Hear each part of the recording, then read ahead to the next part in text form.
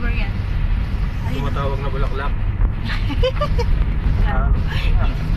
Cauliflower yan. Oo, aso.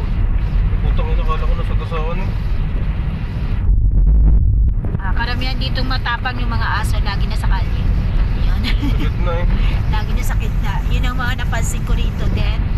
Lahat ng aso, patawid sa kalsada, naglalakad sa kalsada. So, good job talaga sa mga aso na to.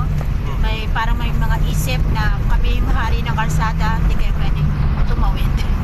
Hindi kayo pwedeng dumaan. Parang ganun yung mga ano nila. Oops! Wow! Galing kita. Oh, ang ganda. Yan, may mga ulap na rin kami nadadaan, ha? Nasasalutan na lang. Ayun, may mga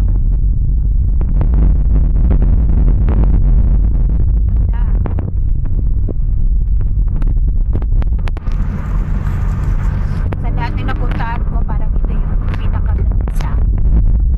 Pangalawang the best sa akin. Yung unang the best sa akin yung Baguio. Yung ini. ayan yung Baguio, yung iniwan ako na kasama Pero ko. maganda yun. Diba? Tapos, Nakatakas ka dun eh. pangalawa, yun sa Ilocos. Ano ba yung nangyari sa Ilocos? Ayan, yung ulap nasa ulupan na ngayon, no? Ayan, no? What the hell? Ano ba yun? Sorry, tumalo si kilaway ko. Kasi nga ngayon lang ako nakakita ng lupa ulap na nasa lupa na. Ayan.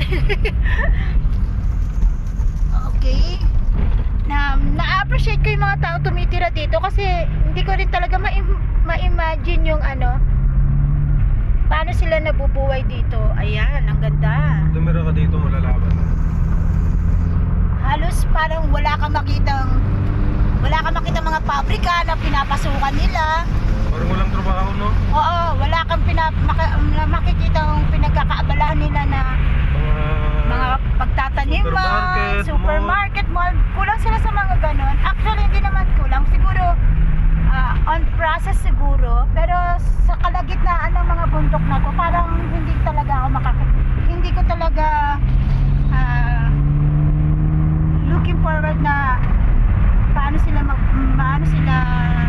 nakaka-survive sa ganito kung yung nandito sila sa kalagitnaan ng kabundukan. Walang mga pabrika, walang mga tindahan ng mga pwedeng pagkakakitaan, kundi Sabik ng tubig sa labas. pupunta lang talaga sila sa bayan, pero yung bayan na yun na pwede nilang pasukan is parang nasa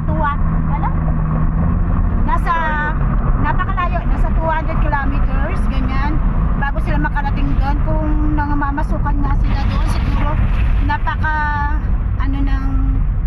napakahirap kasi ganun kalayo bago sila makarating sa trabaho nila, pagod na sila. Ayun. So, salute sa mga nakatira dito na nasusurvive nila yung pang-araw-araw nila. Na-appreciate ko talaga yung bukod sa nature na nandito, yung mga tao na namumuhay dito. Ayun. Ayan.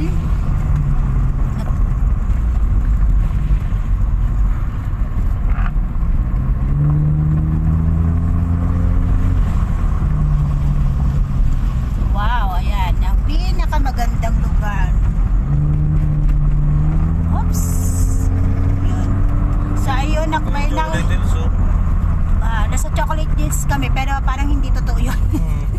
Ayan, ayan. Naku.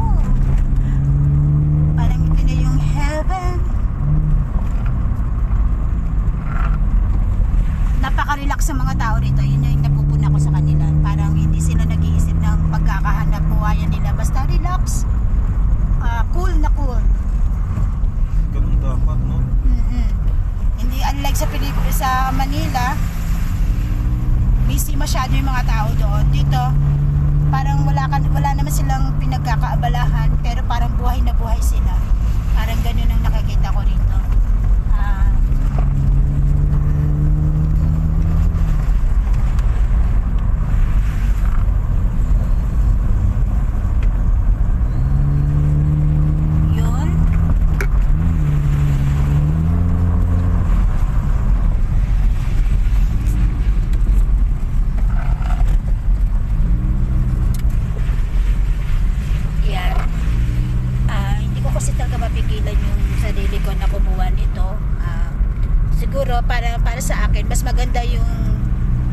nature kesa sa buka ako pag iniharap ko sa inyo.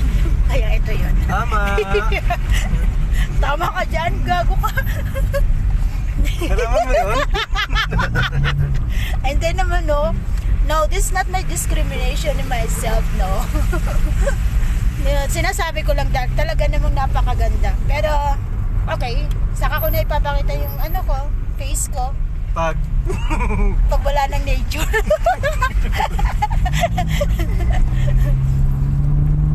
Okay.